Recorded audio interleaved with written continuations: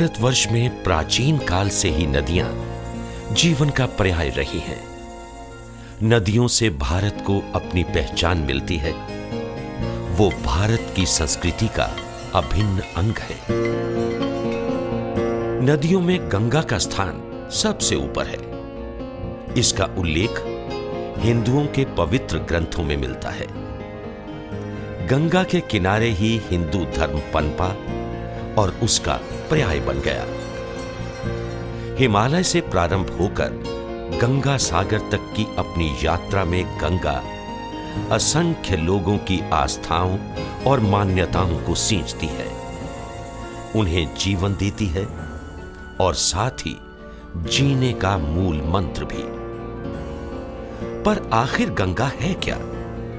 मात्र एक नदी जो असीमित जल का स्रोत है, या मां जो पोषण करती है, या फिर एक देवी जो धरती पर मनुष्य का कल्याण करने के लिए ही पधारी है, जो आशीर्वाद देती है कल्याण का, मोक्ष का।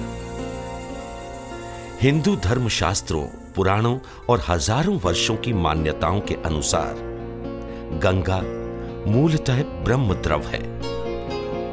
विष्णु भगवान के ब्रह्मा जी के द्वारा चरण पखारने से निकला द्रव, जो ब्रह्मा जी ने कमंडल में रख लिया और बाद में भागीरथ की तपस्या के पश्चात धरती पर भेज दिया।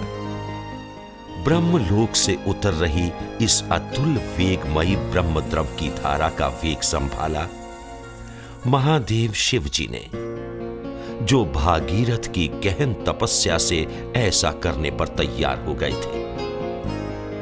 जब गंगा शिवजी की जटाओं से निकली तो वो 3 धाराओं में बंट गई। इसी कारण उसे श्रीमद् भागवत, स्कंद पुराण और पद्म पुराण में त्रिपथा या त्रिपथ गामिनी भी कहा गया है। 3 धाराओं में से एक भागीरथ के रथ के पीछे चल दी और उसने राजा सगर के 60,000 पुत्रों का उद्धार किया। ये कहलाई भागीरथी। दूसरी धारा थी मंदाकिनी और तीसरी, जिसमें सबसे अधिक जल और वेग था, वो थी अलकनंदा। ये गंगोत्री को थोड़ी दूर पूर्व में स्थित एक ग्लेशियर से निकलकर बद्रीनाथ धाम से होकर छोटी बड़ी धाराओं को आत्मसात कर देवप्रयाग में भागीरथी से मिल गई और इस तरह गंगा की 3 धाराएं फिर से एक होकर भारतवर्ष का कल्याण करने आगे बह चली। पुराणों के अनुसार 3 धाराएं अलकनंदा, भागीरथी और मंदाकिनी मिलकर गंगा बनती है। इन तीनों में अलकनंदा सबसे महत्वपूर्ण है। गंगा को गंगा कहा गया है देवप्रयाग से, जो उत्तरांचल में स्थित है और जहां अलकनंदा और भागीरथी का संगम होता है। हम लोगों ने प्रधानमंत्री से मिलकर गंगा को राष्ट्रीय नदी घोषित कराने के लिए अनुरोध किया था और उन्होंने ये बात मानकर एक अच्छा काम किया है।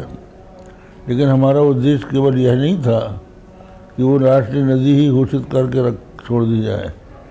हमारा उद्देश्य ये था कि राष्ट्रीय नदी घोषित होने पर जैसे राष्ट्रीय पशु का, पक्षी का और राष्ट्रध्वज का सम्मान होता है, उस प्रकार का सम्मान गंगा को मिलना चाहिए और उसमें किसी प्रकार का प्रदूषण नहीं किया जाना चाहिए। गंगा को अगर कोई प्रदूषित करता है तो उसको एक अपराध माना जाना चाहिए।